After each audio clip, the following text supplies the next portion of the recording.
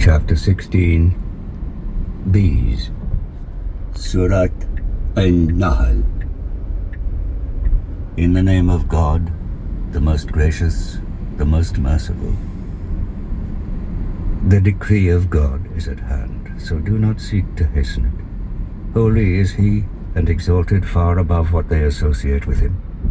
He sends down the angels with revelations by His command to whoever of His servants He pleases, saying, "Warn mankind that there is no God save me, so fear me." He created the heavens and the earth for a true purpose. He is exalted above anything they associate with Him. He created man out of a mere drop of sperm, yet He shows Himself to be openly contentious. He has created cattle for you. From them you derive food and clothing and numerous other benefits. And from them you obtain food. How pleasant they look when you bring them home in the evenings, and when you take them out to pasture in the mornings. They carry your loads to places which you could otherwise not reach without great hardship. Surely your Lord is compassionate and merciful. He has created horses, mules, and donkeys, so that you may ride them, and also so that they may be put on show, and He creates other things beyond your knowledge. The straight way leads to God, and there are ways which deviate from the right course. If He so wished, He would guide you all. It is He who sends down water from the sky. From it you drink, and with it trees grow, on which you pasture your cattle. And with it He grows for you corn, and the olive, and the date palm, and the grape, and all kinds of fruits. Surely in that is a sign for a people who reflect. He has made the night and the day, and the sun and the moon subservient to you, and all the stars are subservient to His command. Surely in this there are signs for men of understanding. On the earth He has fashioned for you objects of various hues. There is certainly a sign in that for people who pay heed. It is He who subjected to you the sea, so that you may eat its fresh seafood and bring forth from it ornaments to wear. You see the ships cleaving through it.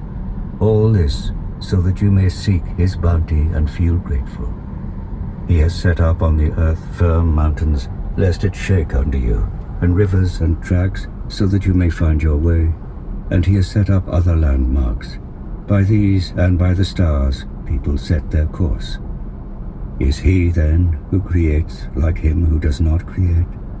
Will you not then take heed?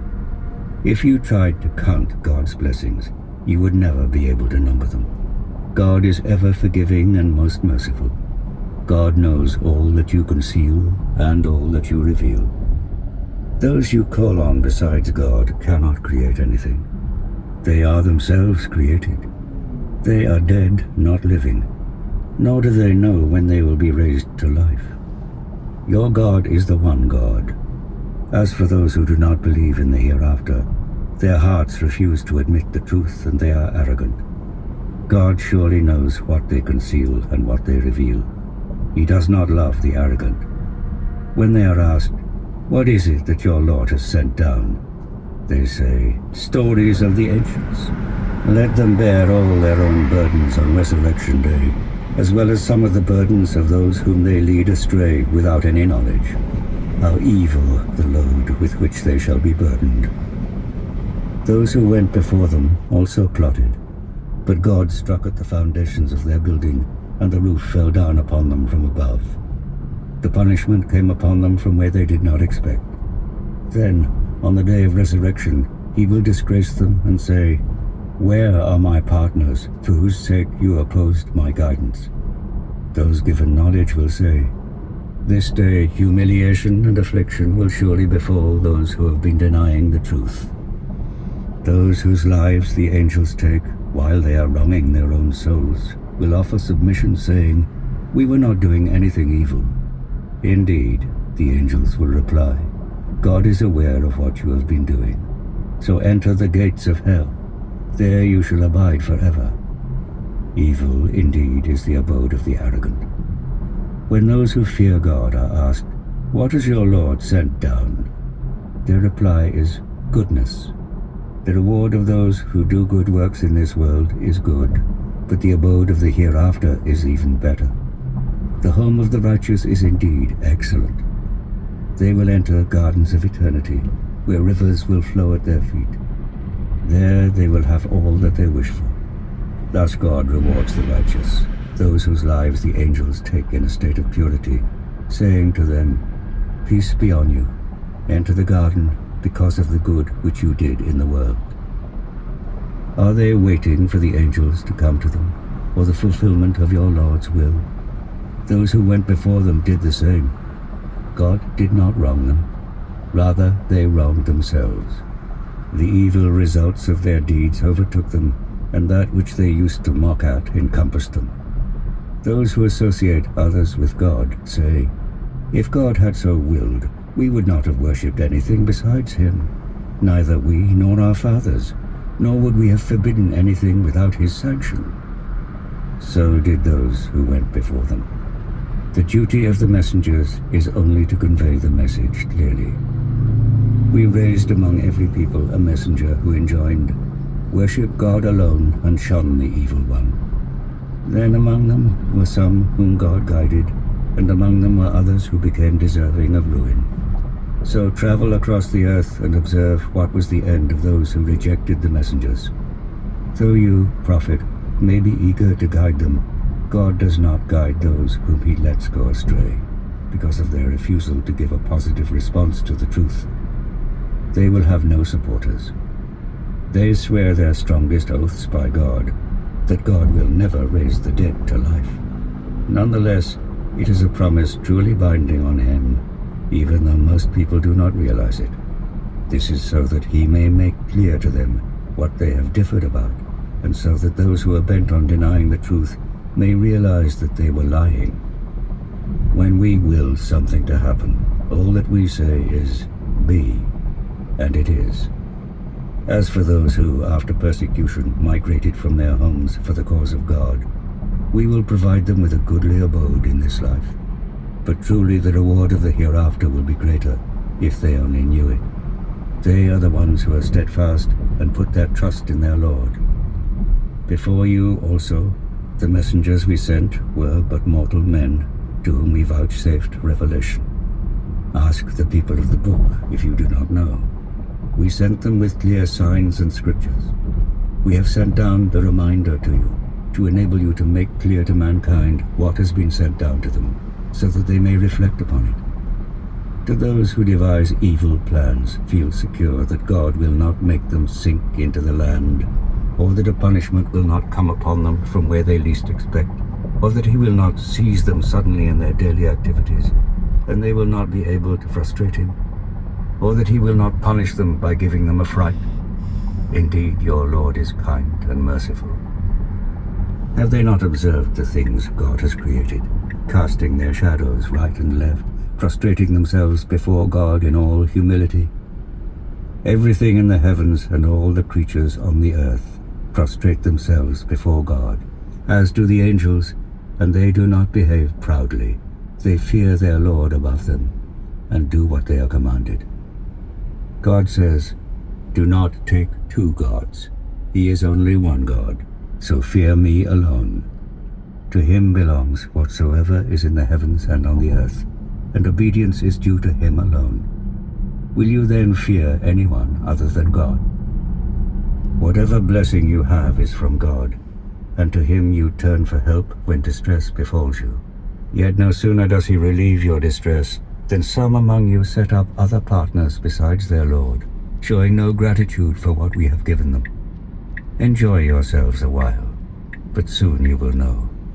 They even appoint a share of what we have provided for them to false gods they know nothing of. You shall surely be questioned about the lies you have been fabricating. They assign daughters to God, glory be to him, but for themselves sons that they desire to have. When the birth of a girl is announced to any of them, his face darkens and he is filled with gloom. In his shame he hides himself away from his people because of the bad news he has been given. Should he keep her and feel disgraced, or bury her in the dust? How ill they judge. The attribute of evil applies to those who do not believe in the hereafter, while to God applies the highest attribute, for He is mighty, the wise. If God were to take people to task for their wrongdoing, He would not leave even one living creature on earth, but He gives them respite till an appointed time. When their time comes, they cannot delay it for an hour, nor can they bring it forward. They attribute to God what they themselves dislike, and their tongues utter the lie that all good things are for themselves. Without doubt, the fire awaits them, and they shall be hastened on into it. By God, we have sent messengers before you to other nations, but Satan made their foul deeds seem fair to them, and today he is their patron. They shall have a painful punishment. We have only sent down the book to you, so that you can make clear to them that concerning which they differ, and as a guidance and a mercy to people who believe. God sends down water from the sky, and with it revives the earth when it is dead. There is truly a sign in this for people who listen. There is also a lesson for you in cattle. From the contents of their bellies, from between the dung and blood, we give you pure milk to drink, pleasant for those who drink it. From the fruit of the date palm and the grapes you derive intoxicants as well as wholesome food. Surely in this there is a sign for men of understanding. Your Lord inspired the bee, saying, "Make your homes in the mountains, in the trees, and also in the structures which men erect. Then feed on every kind of fruit, and follow the trodden paths of your Lord. From its belly comes a drink with different colors, which provides healing for mankind. Indeed, in this there is a sign for people who give thought. God created you. Then he shall cause you to die, and some shall have their lives prolonged to abject old age, ceasing to know anything after once having had knowledge. God is all-knowing and powerful. God has given some of you more provision than others. Those who have been given more are unwilling to pass their provision to the servants they possess so that they become their equals. Will they then deny the favor of God? God has given you wives from among yourselves, and given you children and grandchildren from your wives, and provided wholesome things for you. Will they then believe in falsehood and deny God's favors? They worship, instead of God, things that have no control over their provision from the heavens or the earth in any way, nor do they have any power to do so. Do not compare God with anyone. God has knowledge, but you have not. God makes a comparison between an owned slave possessing no power over anything and someone to whom we have given plentiful provision, who gives out from it privately and openly. Are they equal? Praise be to God. But most people do not know it. God makes another comparison between two men, one of whom is dumb and cannot do a thing, and is a burden on his master. Whenever he sends him on an errand, he brings him no good. Is he equal to someone who commands justice and is on a straight path? God alone has knowledge of the hidden reality of the heavens and the earth, and the coming of the hour of judgment is like the twinkling of an eye, or even quicker. Surely God has full power over everything.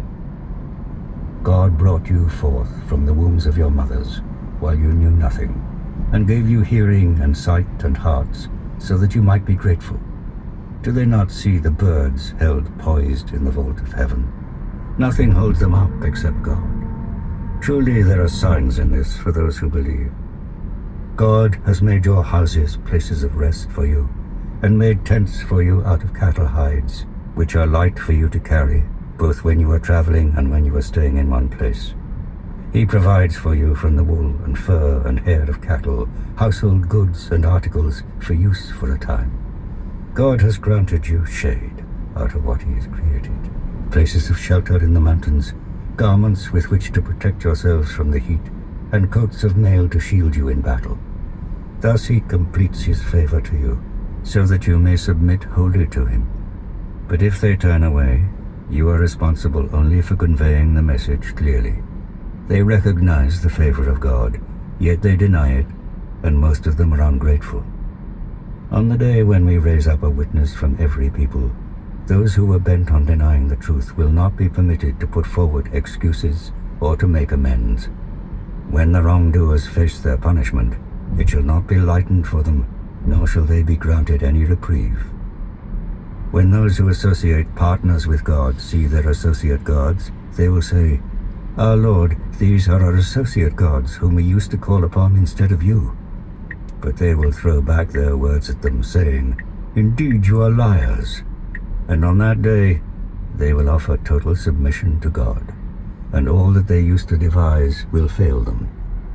Upon all who were bent on denying the truth, and who turned others away from the path of God, we will heap punishment upon punishment in return for all the corruption that they brought about. The day will come when we raise up in every people a witness against them from amongst themselves, and we will bring you as a witness against these people. We have sent down the book to you to make everything clear, a guidance and a mercy, and glad tidings for those who submit to God. God commands justice, kindness, and giving their due to near relatives, and he forbids all shameful deeds and injustice and transgression. He admonishes you so that you may take heed. Fulfill the covenant of God when you have made one, and do not break your pledges after their confirmation. Indeed, you have made God your surety, for God knows all that you do. Do not like the woman who unravels her yarn after its strands have been firmly spun. Use your oaths as a means of deceiving one another, just because one community could become bigger than another. God is only testing you by means of this. On the day of resurrection, he will make it clear to you what you differed about. Had God pleased, he would have united you in one community, but he lets go astray whoever he will, and guides whoever he will, and you will surely be called upon to account for all your actions. Do not use your oaths to deceive each other, lest any foot should slip after being firmly placed, and lest you should taste the penalty for having hindered others from the path of God. For then you will have a terrible punishment. Do not sell God's covenant for a paltry price. What is with God is better for you if you only knew. What you have shall pass away, but what is with God is lasting. We will certainly give those who are patient their reward, according to the best of their actions. To whoever does good deeds, man or woman, and is a believer, we shall assuredly give a good life, and we will bestow upon them their reward according to the best of their works. When you read the Qur'an, seek God's protection from Satan, the rejected one. Surely, he has no power over those who believe and put their trust in their Lord. He has power only over those who are willing to follow him and associate others with God. When we substitute one revelation for another, and God knows best what he reveals, they say, "You are but a fabricator." Indeed, most of them have no knowledge. Say, "The Holy Spirit has brought it down as truth from your Lord, so that he may strengthen those who believe, and also as guidance and as good tidings for those who submit." Indeed, we know what they say. It is only a human being who imparts all this to him, but the tongue of him to whom they point is foreign, whereas this is plain Arabic speech. God will not guide those who will not believe in the signs of God, and theirs will be a painful punishment. Only those fabricate lies concerning God who do not believe in the signs of God, and these are the liars. As for one who denies God after he has believed, with the exception of one who is forced to do it while his heart rests securely in faith, but one who opens his heart to a denial of truth shall incur the wrath of God. Such as these will have a terrible punishment. This is because they prefer the life of this world to the hereafter, and because God does not guide those who deny the truth. These are the ones upon whose hearts and hearing and sight God has set a seal. It is they who are heedless, and in the life to come they will surely be the losers. Surely your Lord will be forgiving and merciful towards those who migrated after persecution and strove hard for the cause of God and remained steadfast. On the day each soul will come pleading for itself, and every soul will be repaid according to whatever it has done, and they will not be wronged. God makes an example of a town that was secure and at ease, with provisions coming to it abundantly from every quarter. Then it showed ingratitude for God's blessings, and God afflicted it with hunger and fear because of what they did. There came to them a messenger from among themselves, but they rejected him as false, so punishment overtook them, as they were wrongdoers. So eat the lawful and good things which God has provided for you, and be thankful for the blessing of God, if it is him you worship. He has forbidden you only carrion, blood, and the flesh of swine, also any flesh consecrated in the name of any but God. But if anyone is forced by dire necessity, not desiring it or exceeding his immediate need, God is forgiving and merciful towards him. Do not falsely declare, "This is lawful," and "This is forbidden," so as to invent a lie against God. Surely those who invent a lie against God do not prosper. Their enjoyment of this life is brief, and they shall have a painful punishment. We forbade the Jews those things we told you about before. We did not wrong them, rather they wronged themselves. Surely your Lord is most forgiving and ever merciful towards those who do evil in ignorance and truly repent thereafter and make amends. Abraham was a community in himself, devoted to God and true in faith. He was not one of the polytheists. He was thankful for his blessings. God chose him and guided him to a straight path. We gave him blessings in this world, and in the hereafter he shall be among the righteous. Then we revealed our will to you, O Muhammad, saying, "Follow the religion of Abraham, the upright in faith. He was not one of the polytheists." The Sabbath was only enjoined on those who differed about it. Your Lord will judge between them on the day of resurrection regarding the things about which they differed. Call to the way of your Lord with wisdom and fair exhortation, and reason with them in a way that is best. Your Lord knows best those who have strayed away from his path, and he knows best those who are rightly guided. If you want to retaliate, retaliate to the same degree as the injury done to you. But if you are patient, it is better to be so. Endure with patience. Truly your patience is possible only with the help of God. Do not grieve for them, or feel distressed because of their plottings, for God is with those who are righteous and those who do good.